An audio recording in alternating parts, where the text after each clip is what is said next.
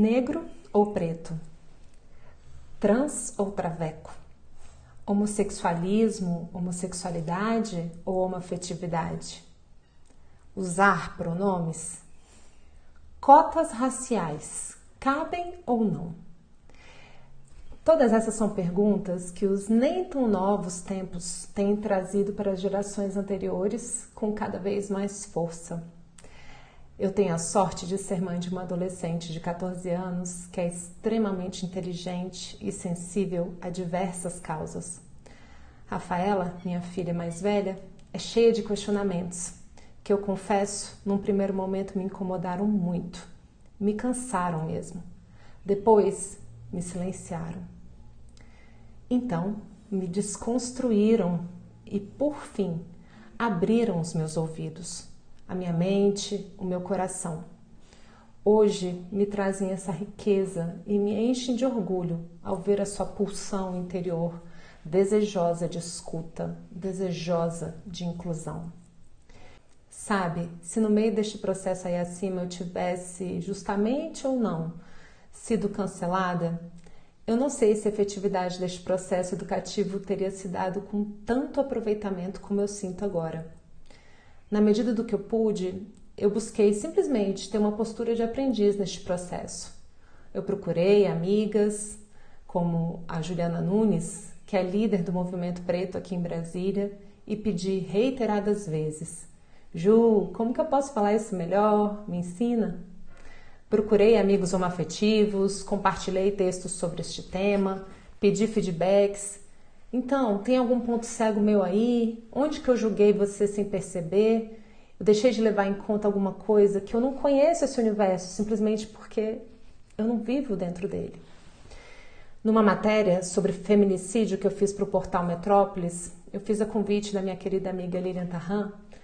Eu abordei a dor do agressor, uma tarefa super desafiadora, a que eu me dei o direito de investir nada menos do que 6 meses. O tempo em que eu tive necessidade de procurar diálogos com profissionais dessa área, até que eu cheguei numa versão que foi lida por parlamentares na Câmara Federal como um exemplo de uma ponte de diálogo entre as partes envolvidas nos conflitos.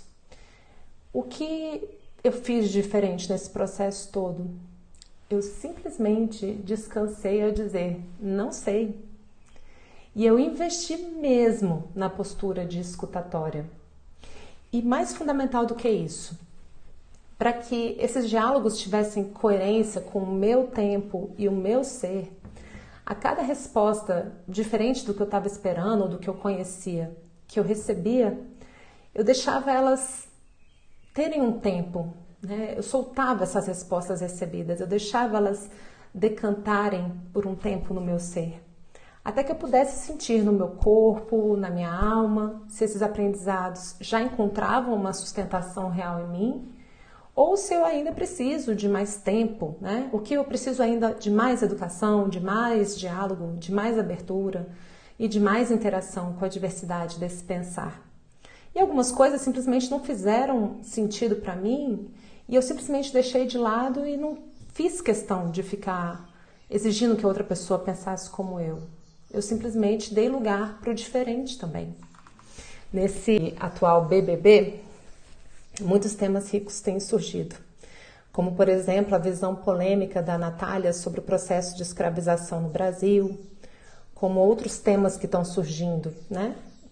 Nessa semana muita coisa interessante está surgindo lá. E eu fiquei especialmente tocada pelo que a Natália falou, até por ela ser uma mulher de pele preta.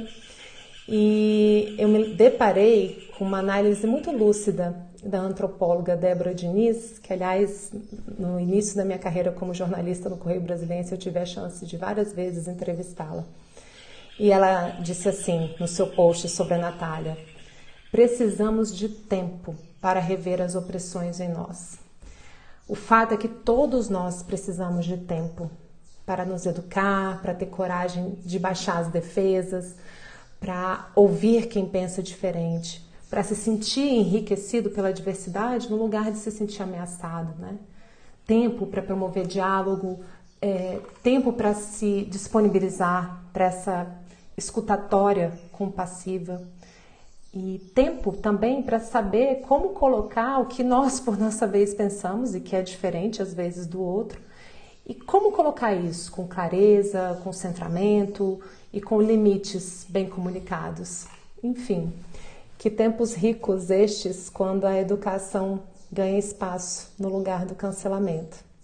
E eu te pergunto, você também tem se dado tempo para se educar, para ouvir, para escutar realmente quem pensa diferente de você? Fica aí essa reflexão para todos nós.